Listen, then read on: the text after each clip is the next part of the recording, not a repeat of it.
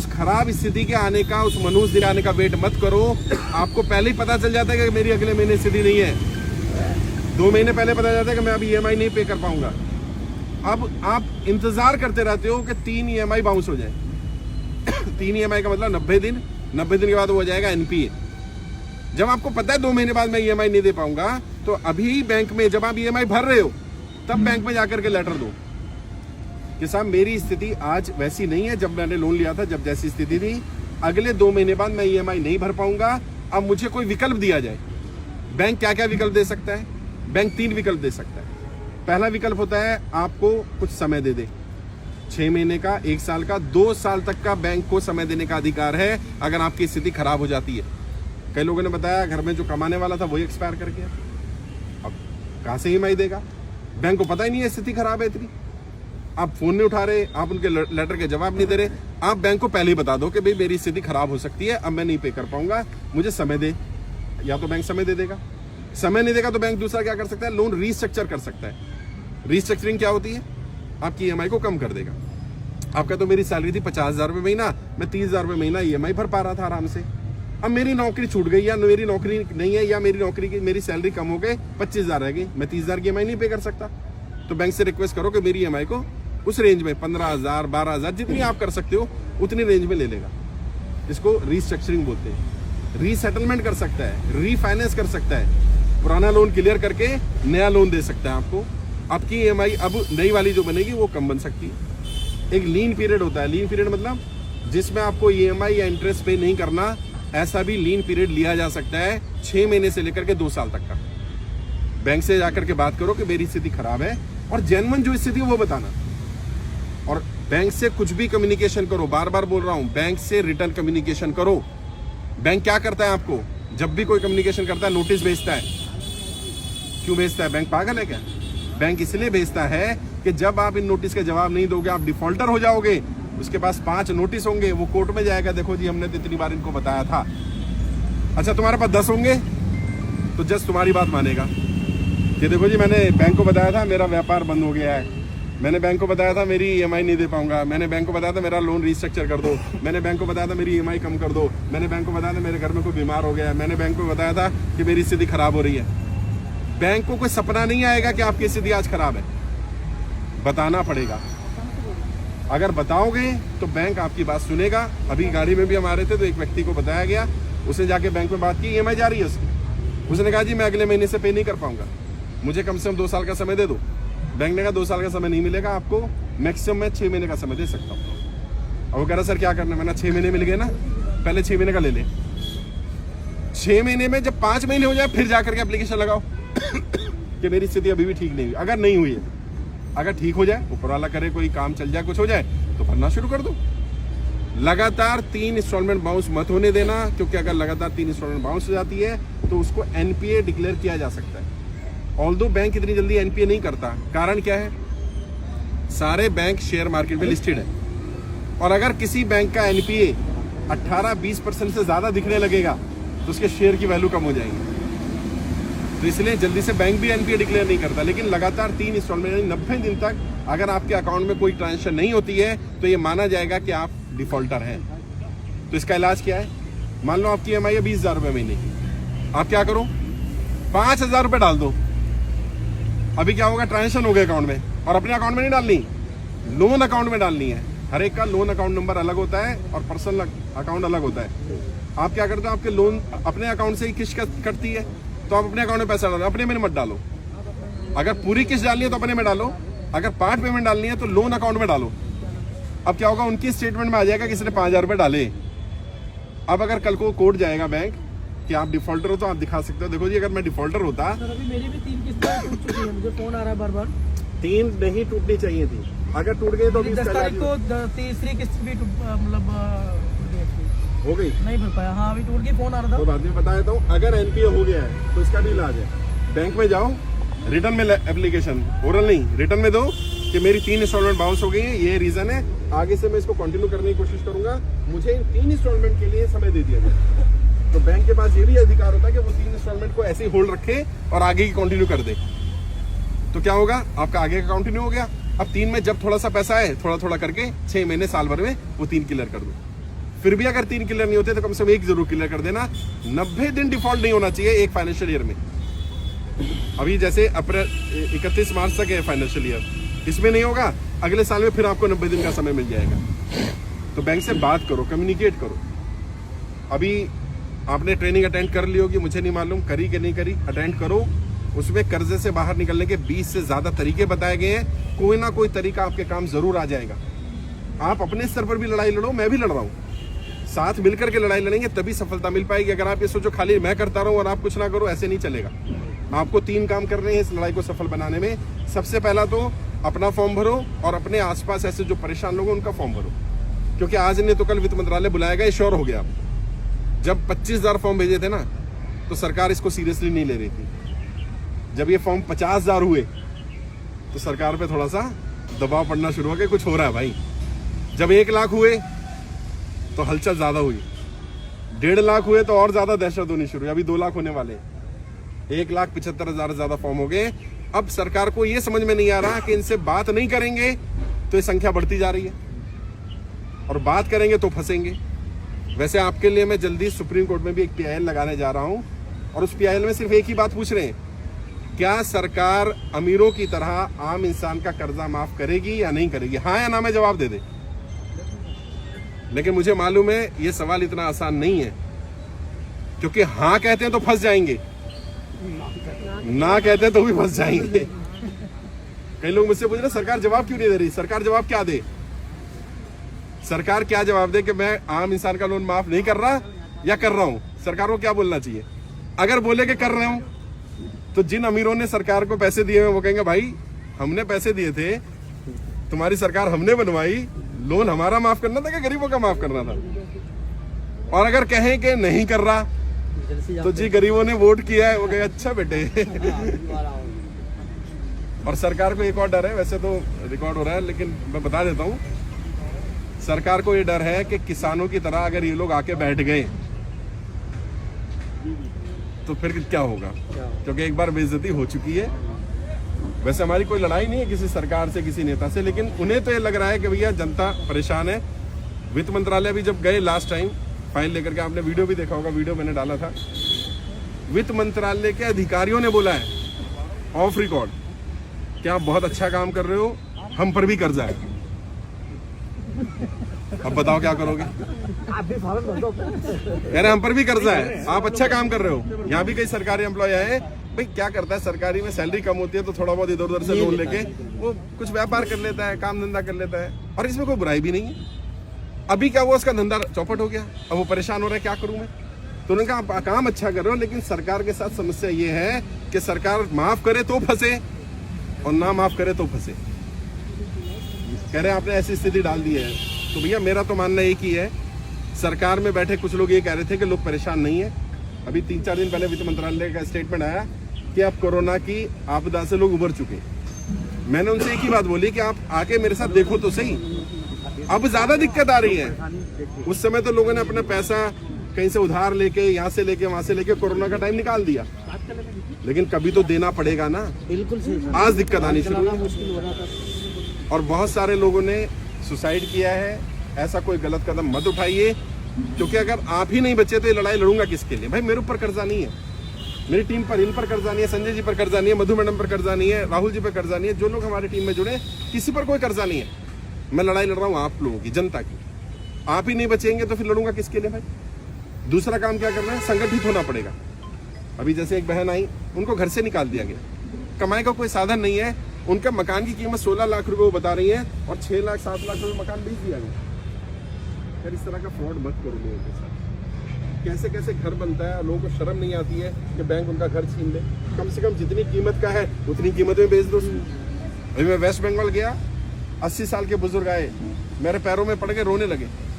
कहते सर मैंने poultry farm के लिए लोन लिया था, 4.5 करोड़ रुपए का मेरे ऊपर लोन है, 15 करोड़ रुपए मेरी वैल्यू है प्रॉपर्टी की, बैंक ने 3.5 करोड़ में बेच दी। बताइए, कह रहे मेरे ऊपर 1 करोड़ रुपए और निकाल दिया और मेरा घर भी बेच दिया।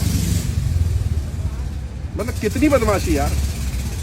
अभी मैं महाराष्ट्र गया था, आपने देखा होगा, मैं नासिक में एक बहन आई, वो कहती है कि मेरे पति एक्सपायर कर गए, उनका लोन इंश्योर्ड था, क्योंकि जब भी बैंक लोन देता है तो क्या कहता है, आपका लोन इंश्योरेंस होना पड़ेगा, बिना इंश्योरेंस के नहीं देंगे। जब वो एक्सपायर हो गए तो किस्त लेने आ गए। तो मैंने कहा कि उस लेडी ने कहा कि भाई, मैंने बताया उनको क्या मेरे पति का तो लोन इंश्योर्ड था। कहते नहीं जी, लोन इंश्योर्ड नहीं था उनका, वो तो इंश्योरेंस इसलिए लिया जाता है, इंश्योरेंस का अमाउंट, ताकि लोन की सेफ्टी रहे, बंदे का इंश्योरेंस नहीं है। क्या सेंस है यार, मतलब मूर्ख बनाया जा रहा है। अगर लोन दिया है और जब ये बोल के दिया इंश्योर्ड है, तो इंश्योर्ड का मतलब बंदा क्या सोचता है कि अगर मुझे कुछ हो गया तो मेरे बच्चों को लोन नहीं भरना पड़ेगा। बिल्कुल। लेकिन बाद में बताया जाता है कि जी अभी पंजाब में क्या हमें बताया कि आधा लोन इंश्योर्ड है। अब आधा कौन इंश्योर्ड कर देता है भाई? तो मिस सेलिंग हो रही है, बहुत ज्यादा गलत किया गया है। प्रॉब्लम ये थी कि जनता की बात कोई उठा ही नहीं रहा था। यहाँ भी कल मैं नोएडा में था, लोगों ने कहा सर सबसे बड़ा काम आपने पता क्या किया? मुझे लग रहा था मैं ही कर्जे में हूँ। जब यहाँ के इतने लोगों से मिला, मैंने कहा भाई मैं अकेला नहीं हूँ। हिम्मत बन गई कि यार इतने सारे लोग हैं और हम साथ मिलकर के लड़ाई लड़ लेंगे। मैं आपकी लड़ाई तभी लड़ पाऊंगा जब आप अपनी लड़ाई लड़ने को तैयार होगे। किसी के साथ बदतमीजी मत करना। हम तभी सफल हो पाएंगे जब हमारी तरफ से कोई गाली गलौज बदतमीजी ना हो। लेकिन अगर कोई तुम्हें गाली गलौज कर रहा है, बदतमीजी कर रहा है, मिसबिहेव कर रहा है, उसकी रिकॉर्डिंग कर लो। और आपका भाई इतना कमजोर नहीं है, अगर हम उस रिकॉर्डिंग हमें मिल जाएगी, हम उस पर एक्शन लेंगे। अभी कई एनबीएफसी कंपनीज बंद कराई गई है, कई रिकवरी एजेंट्स को पकड़ा गया है। मैंने रिकवरी एजेंट पे वीडियो भी डाली थी। 90% रिकवरी एजेंट नकली है, फर्जी है। जब भी आए उसका आई कार्ड चेक करो। आपने कोई गुनाह थोड़ी कर दिया यार। अभी कल भी क्या हुआ, राजस्थान में आकर के बैठ गया घर में, 2 घंटे से बैठा हुआ है। महिलाएं घर पर है, पुरुष है नहीं, अधिकारी नहीं है। आधे घंटे से ज्यादा किसी रिकवरी एजेंट को आपके घर बैठने का अधिकार नहीं है। सर मेरे घर पे भी आए थे, मेरी वाइफ से बदतमीजी की। जब उन्होंने आई कार्ड मांगा तो आई कार्ड नहीं दिखाया, ऊपर से गाली भी निकाली। रिकॉर्ड कर लो सर मैं घर पे नहीं था, वाइफ से बच्चा था छोटा। रिकॉर्ड कर लो, रिकॉर्ड करो, क्योंकि आपको अपने अधिकार नहीं पता है, इसलिए वो आप पर चढ़ रहे हैं। क्या क्या मांगो? आई कार्ड मांगो, फिर रिकवरी का एक उनको ऑर्डर मिलता है, जॉब ऑर्डर जिसको बोलते हैं, कि आपको ऑर्डर मिला है, दिखाइए जरा। वो पेपर होना जरूरी है, प्लस उनके पास डीआरए का लाइसेंस या सर्टिफिकेट होना जरूरी है। डीआरए का जिसके पास सर्टिफिकेट होगा वो गाली गलौज कर ही नहीं सकता, क्योंकि उनकी ट्रेनिंग में पहली चीज ये सिखाई जाती है कि आपने सर या मैडम कहकर बात करनी है। आप गाली गलौज नहीं कर सकते, यानी जो गाली गलौज कर रहा है वो नकली है। रिकॉर्डिंग करो उसकी कंप्लेंट करो। जब तुम्हें अपने अधिकार पता चलेंगे तो बदतमीजी करना बंद कर देंगे। फिर भी मेरे से कोई भी मदद चाहिए, मैंने जैसे कहा मैं सुप्रीम कोर्ट तक जाने की कोशिश कर रहा हूं आप लोगों के लिए। जहां तक हो सके लेकर जाएंगे। हो सकता है वित्त मंत्रालय आपको बुलाए, क्योंकि आप में से कई लोगों की फाइलें भेजी जा चुकी हैं। आज रजिस्ट्रेशन नंबर भी दूंगा। हो सकता है आपको कॉल आ जाए, हो सकता है आपको वहां से मैसेज आ जाए, हो सकता है कोई बंदा आ जाए। जेन्युइन स्थिति बताना अपनी, और जो सच है वो बोलना। देखो, क्योंकि सरकार से छुपा नहीं पाओगे, सरकार को तुम्हारी स्थिति पता चली जाएगी। अगर कहीं गलत भी हो गया, कहीं पैसा लगा दिया, डूब गया, कुछ हो गया, बस सच बता दो, भाई ये हुआ था, अब हो गया मेरे से। उसमें क्या होगा, सरकार जितना हो पाएगा मदद करेगी। एक और आखिरी चीज, कई लोग कल भी सवाल कर रहे थे और ये सबके सवाल है कि सर मेरा प्राइवेट फाइनेंसर का पैसा है या मेरा रिश्तेदार से लिया है। मैंने किसी अपने साले से ले लिया, जीजाजी से ले लिया, जान पहचान में ले लिया, अब उनका लोन का क्या होगा? तो लोन माफी का प्रोसीजर समझ लो। 2 बार लोन माफ हुआ है किसानों का, एक बार 1990 में हुआ, एक बार 2008 में हुआ। लोन माफी का प्रोसीजर क्या है? मान लो इनसे मैंने पैसा लिया, मेरा लोन माफ कर दिया सरकार ने, इनके पैसे का क्या होगा? क्या इनका पैसा डूब जाएगा? और अगर इनका पैसा डूब गया तो फिर तो अपने एक को बचाने के लिए एक को मरवा दिया। जिस साहूकार से, जिस रिश्तेदार से, जिस जानकार से आपने पैसा लिया और उसका पैसा डूब गया, तो उसका भी तो परिवार है यार, उसने जरूरत पे हमारी मदद करी थी भाई। तो ऐसा तो नहीं होना चाहिए। तो सरकार का नियम क्या है? जिसने पैसा लिया होगा और जिससे लिया होगा, दोनों को बुला लेगी सरकार। मैंने इनसे लिया, इन्हें भी बुलाएगी, मुझे भी बुलाएगी। इनसे पूछिए कितना दिया था, मुझसे पूछिए कितना लिया था, मैं बताऊंगा जी 2 लाख रुपए लिया था, वो बताएंगे आज 2 लाख रुपए दिया था। अच्छा, रेट ऑफ इंटरेस्ट क्या था? वो बताएंगे जी 2% था, क्योंकि 2% ज्यादा रेट ऑफ इंटरेस्ट नहीं ले सकते। अगर कोई 10 ले रहा है तो क्या होगा? आपने अगर साबित कर दिया उसने 10 लिया है, तो 2% से ऊपर जितना दिया होगा वो सारा मूल में से कट जाएगा। टेंशन नहीं खत्म, टेंशन नहीं खत्म, टेंशन नहीं खत्म, कुछ नहीं करना। सरकार के पास सारे नियम है। अगर मान लो आपसे 10% लिया, 2 साल हमने पैसा पे करा, अब पता चला आपने जितना लिया था उससे ज्यादा दे दिया, अब सरकार उनको बुलाएगी, भैया 1 मिनट, पहले मैं एक्सप्लेन कर दूं, फिर सवाल भी ले लूंगा। अब सरकार उनको बोलेगी भैया तूने 2% से ऊपर लिया है, ये जायज नहीं है। और कौन लोन दे सकता है? जिसके पास एनबीएफसी का लाइसेंस हो, अदरवाइज वो लैंडिंग कर ही नहीं सकता। अगर लाइसेंस नहीं है तो भी दिक्कत आएगी उसको। फिर भी अगर वो साबित कर देता है कि मैंने 2 लाख रुपए दिया था, और मैंने 2 लाख लिया था और ब्याज कम था, 2% के आसपास था, तो इनका पैसा सरकार दे देगी 2 लाख रुपए और मेरा माफ हो जाए। अगर जेन्युइन केस होगा तो होगा। अगर कोई कहता है कि किसी ने झूठा लगा दिया जी, सरकार के पास सारे प्रूफ होते हैं, सरकार की एजेंसियां इतनी कमजोर नहीं है। हम यहाँ आए हैं तो आपको पता नहीं है, इंटेलिजेंस को ये रिपोर्ट है कि मैं यहाँ हूँ। मैं कल नोएडा था तो मुझसे पहले इंटेलिजेंस के लोग वहाँ पहुंच गए थे, वो रिपोर्ट देके जाते हैं कितने लोग आ रहे हैं, कहाँ मिल रहे हैं। हमें कोई दिक्कत नहीं, हम कोई गुनाह तो कर नहीं रहे, खुल करके सामने बात रख रहे हैं। किसी को 1 रुपया भी नहीं देना है। मैंने बार बार बोला ये अभियान पूरी तरह निःशुल्क है और तुम में से भी किसी ने किसी से 1 रुपया नहीं लेना जिससे फॉर्म भरवाओगे। कई लोग क्या कर रहे हैं, फॉर्म भरवाने नाम पे 10 रुपए ले रहे हैं, 5 रुपए ले रहे हैं। देखो 10-5 रुपए से कुछ होता नहीं है, लेकिन एक तो तुम्हारी भी नीयत खराब होगी, प्लस सामने वाले को गलत मैसेज जाएगा। यार बदनाम मत करो कि इतना पवित्र काम हो रहा है और इससे बड़ा पुण्य का काम नहीं है। 10,000 से ज्यादा लोगों को हम सुसाइड करने से बचा चुके हैं। सोचिए, कल भी एक व्यक्ति आए, उन्होंने कहा सर मैंने और मेरी पत्नी ने डेट तय कर ली थी कि हम 13 सितंबर को मर जाएंगे। कह रहे 9 सितंबर को मैंने आपकी वीडियो देख ली तो मुझे हिम्मत मिली कि नहीं यार, कोई व्यक्ति है जो हमारे लिए लड़ाई लड़ रहा है। कह रहे मैंने फॉर्म भरा, मैंने आपकी ट्रेनिंग अटेंड करी, अब मुझे कम से इतनी तो अकल आ गई कि अब मैं मरूंगा तो नहीं। भाई गलती करी दूसरे ने, सजा दे दो अपने आप को। ये क्या यार मूर्खता है। तो आपने थोड़ी कर्जे पे अपने आप को डाला। और ईमानदारी से बताना, जितने भी लोग हो, क्या कोई इच्छा से चाहते हो किसी का पैसा मार लो? नहीं। हर कोई पे करना चाहता है। प्रॉब्लम क्या है? और पे कर रहे थे, समय दे दो। कोरोना की वजह से नहीं कर पाए। मैं क्या कह रहा हूँ भाई, जिनका लोन माफ हो सकता है उनका माफ कर दो, जिनका माफ नहीं हो सकता 2 साल का समय दे दो। ना इंटरेस्ट लगेगा, ना पेनल्टी लगेगी, ना कुछ लगेगा। 2 साल तक, 2 साल में अपने आप स्थिति ठीक कर लेगा। बिल्कुल। और मुझे उम्मीद है सरकार अब हमारी बात सुनेगी, क्योंकि सरकार को भी अब समझ में आ गया कि एक समस्या गंभीर है। जैसे मैंने कहा, जब 25,000 थे तो नहीं सुन रही थी, अभी 2 लाख होने वाले तो सुन रही है। सोचो जिस दिन 20 लाख होंगे, जिस दिन 1 करोड़ होंगे, आज नहीं तो कल सरकार को कर्जा माफ करना पड़ेगा। तब तक आपके पास एक ही विकल्प है कि आप बैंक में जाकर के समय ले लो। अगर बैंक समय नहीं देता, लेटर लिख करके दे दो, बस इतना काम हो गया। अब EMI नहीं भी भरोगे अगर वो लेटर नहीं लेते हैं, रिसीव नहीं करते। हाँ, ये भी एक प्रॉब्लम आ रही है, बैंक वाले लेटर नहीं ले रहे। वैसे तो ये अधिकार है आपका, क्योंकि बैंक ने कोई लेटर भेजा तो बैंक का आप रिसीव करते हो, तो बैंक को लेना चाहिए, फिर भी नहीं ले रहा। कोई बात नहीं, बैंक की ब्रांच का एड्रेस है, स्पीड पोस्ट करा करके उसकी रसीद रख लो। स्पीड पोस्ट पे रसीद मिलती है। अब जब कोर्ट में जाएगा, आपके पास लेटर की कॉपी होगी, स्पीड पोस्ट की रसीद होगी, जज साहब को दिखाना, जज साहब इस डेट को मैंने भेजा था और मैं जब बैंक गया था इन्होंने लिया भी नहीं था। और जब मैनेजर मना करे लेने को तो उसको बोलना लिख कर दे कि मैं नहीं ले रहा। डरना नहीं है, सरकारी वाला तो ले ही लेगा, क्योंकि उसको पता है मेरी नौकरी चली जाएगी। प्राइवेट वाले थोड़े नखरे करते हैं कि लेटर नहीं ले रहे। उसको बोलो देखो आप नहीं लोगे, उसको बोल देना आप नहीं लोगे, मैं स्पीड पोस्ट कराऊंगा, आपके पास लेटर पहुंच जाएगा, मेरे पास रसीद आ जाएगी। लेना तो आपको पड़ेगा ही, बेहतर है अभी ले लो, क्यों मेरे भी 25 रुपए खराब कर रहे हो। जब उसे पता चलेगा तुम्हें पता है अपने अधिकार, तो ले लेगा। और उसको बोलो कि इस पर रिसीविंग करके दे दो कि मैंने लेटर दिया था, बस इतना ही काफी है। सरेंडर कर दो, आपने फ्लैट लिया, सरेंडर कर दो। हाँ कोई बात नहीं। अब किसकी प्रॉपर्टी का लोन हो सकता है, गोल्ड का लोन हो सकता है, गाड़ी का लोन हो सकता है, तो वो क्या कहते हैं, 3 किस्तें बाउंस होने के बाद वो कहते हैं भैया अब आपका NPA होने वाला है, आप सरेंडर कर दो, नहीं तो हम कब्जे की प्रक्रिया शुरू करें। वो कर सकते हैं, उन्हें अधिकार है। मैंने इसलिए कहा कि 3 किस्तें बाउंस मत होने दो बस। फिर भी अगर हो जाती है तो आप सेटलमेंट के लिए टाइम मांग लो। बैंक से कोई भी कम्युनिकेशन बंद मत करना। फोन आते हैं, फोन नहीं उठाना, मिलना नहीं, नोटिस का जवाब नहीं देना, इससे पता चलता है आप डिफॉल्टर। बेहतर ये रहेगा कि आप फोन भी उठाओ, बात भी करो, बैंक भी जाओ, मिलो भी, अपनी बात करते रहो, तो वो समय देता रहेगा। एक्चुअल में हमें करना क्या है, सीधी सी बात है, हमें इतना समय ले लेना है जितने दिन में वित्त मंत्रालय से जवाब आ जाए।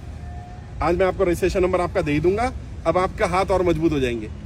आप बताओ मेरा ये फाइल नंबर है, मैं आपको जो दे रहा हूँ फाइल नंबर दे रहा हूँ। वित्त मंत्रालय में सभी की फाइलें भेजी गई हैं, उनका एक रजिस्ट्रेशन नंबर यूनिक तैयार किया गया है। वो रजिस्ट्रेशन नंबर लेकर के जाओ और बैंक को बोलना कि ये मेरा फाइल नंबर है, वित्त मंत्रालय में मैंने फाइल भेजी हुई है, मैं कर्जा मुक्ति अभियान से जुड़ा हूँ, कम से कम मुझे 1 साल का समय दे दो। 1 साल का समय सब मांगो। किसी को लग रहा है कि 1 साल का नहीं देगा तो भी मांगो, अपनी तरफ से मत सोचो कितना देगा नहीं देगा। घबराना नहीं है, डरना नहीं है, लड़ेंगे और सफल होंगे। मुझे पूरा विश्वास है कि सरकार जनता की बात सुनेगी। जनता की बस संख्या बल दिख जाए उसे। अभी वो दिख नहीं रहा था ना, अब दिखने लगा। अब उन्हें ये भी डर है कि ग्राउंड पे मिल रहा है। अभी मैं वेस्ट बंगाल होकर के आया, अभी मैं महाराष्ट्र होकर के आया, पंजाब होकर के आ गया, मैं गुजरात हो आया हूँ, अभी मैं मध्य प्रदेश जाने वाला हूँ, राजस्थान जाने वाला हूँ, यूपी होकर के आया हूँ। मैं देश के हर राज्य में जा रहा हूँ, हर डिस्ट्रिक्ट में जा रहा हूँ। और आप हैरान होंगे जान करके, कई कई जगह तो 500-500 हजार लोग आ रहे हैं। महाराष्ट्र में एक गाँव में क्या पूरा गाँव कर्जे में, आप वीडियो देखना, वो 650 लोग थे जिन्होंने फॉर्म भरा एक ही गाँव के। वो कह रहे साहब किसान क्रेडिट कार्ड के नाम पे हमें लोन दे दिया, अब हमारी फसल खराब हो गई है, बैंक वाला सुन नहीं रहा, कह रहे हम तो फसल जब्ती कर लेंगे, आपकी जमीन जब्ती कर लेंगे।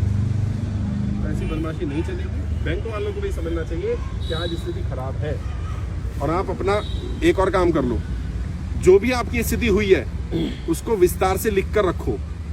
कल को पुराना ना करे आपको कुछ हो जाए, कल को वित्त मंत्रालय बुला ले तो मंत्री के पास समय नहीं होता इतना, 1 मिनट का समय भी नहीं देंगे। वो कहेंगे तुरंत बताइए क्या है, आपका कुछ है ही नहीं लिखा हुआ, अपनी पूरी व्यथा लिख दो। जी मैं ऐसा व्यापार कर रहा था, ये कर रहा था, वो कर रहा था, नोटबंदी आई, इससे ये दिक्कत आई, जीएसटी आई, जो भी दिक्कत आई, लॉकडाउन लगा उस दिन से मेरे पास ये दिक्कत आई, उससे पहले मैं भर पा रहा था, ये हो रहा था, वो हो रहा था, अब नहीं कर पा रहा हूँ। अब वित्त मंत्रालय क्या करेगा, आपकी फाइल निकलवाएगा, इनकम टैक्स की फाइल, बाकी फाइलें, किसने पहले कितना रिटर्न भरा है, बाद में कितना भरा है, सामने आ जाएगा। अगर मानो उससे पहले आपकी ईएमआई सही जा रही थी, लॉकडाउन के बाद दिक्कत आई, तो सरकार को पता चले ना लॉकडाउन से दिक्कत आई है, कुछ नहीं छुपेगा। जो जेन्युइन है भैया, कई लोग यहाँ फ्रॉडी भी घुस गए हैं, कर्जा मुक्ति के नाम पे फ्रॉड कर रहे हैं, पैसा मांग रहे हैं कि 2000 रुपए दे दो मैं लोन माफ कर दूं। भैया कोई ऐसे पैसे लेके लोन माफ नहीं कर सकता। और मैंने बार बार कहा है, फिर कह रहा हूँ, किसी को 1 रुपया भी नहीं देना। अगर कोई मेरे नाम से, मेरी टीम के नाम से पैसा मांगे, तुरंत पुलिस में कंप्लेंट कर दो, तुरंत। ये यार लोग वैसे ही परेशान है, लोगों की दिक्कतें इतनी ज्यादा है, किसी की मजबूरी का फायदा नहीं उठाना चाहिए। और वो लोग भी जो ऐसा कर रहे हैं उन्हें भी कहना चाहता हूँ, देखो इंसान के गरीब का कुछ नहीं होता, लेकिन गरीब का या तो दुआ है या बद्दुआ है। और गरीब की बद्दुआ भी और दुआ भी दोनों लगती है साथ। अगर उसके दिल से बद्दुआ निकली, लग जाएगी। तुमने तो 2-4 हजार रुपए ले लोगे, लेकिन कीड़े पड़ेंगे, कीड़े परिवार के परिवार बर्बाद होते देखा है मैंने, बद्दुआ लग जाती है। दुआ लो, किसी की मदद करो, किसी का साथ दो यार। और इस समय आज जितने लोग आए सबका एक व्हाट्सएप ग्रुप भी बना दूंगा, आपस में भी संगठित रहो। कई लोग किसी को परेशान करते हैं, आसपास रहते हो 20 लोग इकट्ठे होकर पहुंच जाओ, हाँ भाई कैसे परेशान करा मेरे भाई को, मतलब लगा भाई इतने लोग ऐसे। समस्या पता क्या है, कर्जा एक ऐसी बीमारी है कि कहा भी ना जाए और सहा भी ना जाए। बंदा किसी को बताता ही नहीं। भैया शर्म छोड़नी पड़ेगी।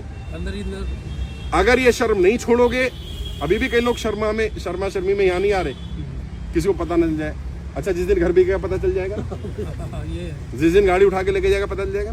घुटते रहते हैं सर, घुटते रहो, क्या फायदा। सामने आओ, बात करो और स्वीकार करो कि इसमें तुम्हारी गलती नहीं है, क्योंकि सच है ये, इसमें तुम्हारी गलती नहीं है।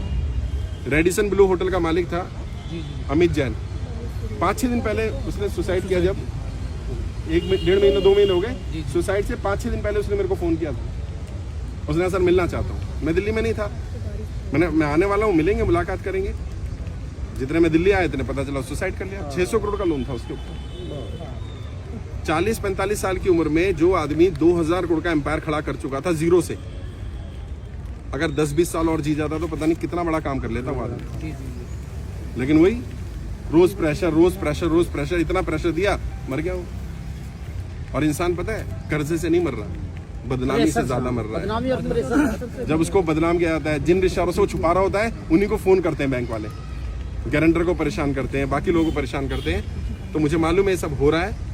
लड़ाई लड़ेंगे, साथ मिलकर लड़ेंगे तो जरूर सफल भी होंगे। एक दूसरे का साथ दो, जाति धर्म भाषा क्षेत्र लिंग का भेदभाव मत करो, हर किसी का साथ खड़े हो जाओ। इस समय सबको सपोर्ट की जरूरत है। बिल्कुल। अगर धर्म जाति में फंसे रहोगे, इसमें उसमें फंसे रहोगे, मैं इसके यहाँ क्यों जाऊँ, मैं उसके यहाँ, ऐसे मत करो। जिसको जरूरत है उसके यहाँ पहुंच जाओ यार, निस्वार्थ भाव से जाओ। मदद करोगे, मैं भी मदद करूंगा। और मैं आपसे वादा करता हूं, एक एक व्यक्ति का 1-1 रुपया कर्जा माफ कराऊंगा। ये अंतिम सांस तक ये लड़ाई लड़ूंगा मैं आपको, लेकिन मैं तभी लड़ पाऊंगा जब आप भी मेरा साथ दें। अभी मिलते हैं, बारिश हो गई, थोड़ा साइड में हो जाते हैं हम लोग। सर आप पीएल करिए, कई हजार सिग्नेचर्स मैं दूंगा। नहीं, लाखों में जाएंगे जी। मैं अपनी तरफ से हजारों सिग्नेचर्स दूंगा। बहुत बढ़िया, बहुत बढ़िया, बहुत बढ़िया। सर ये आपसे मिलने के लिए छत्तीसगढ़ से आए हैं 2 जने। अरे मैं तो आने वाला हूँ, रायपुर आ रहा हूँ मैं, इवेंट होने वाला है। नहीं बारिश हो रही है, शेड में हम लोग बैठ सकते हैं। ये भी छत्तीसगढ़ से आए हैं, 2 जने आए हैं। अच्छा, अभी बारिश हो रही है, थोड़ा तबीयत खराब ना हो जाए आप लोगों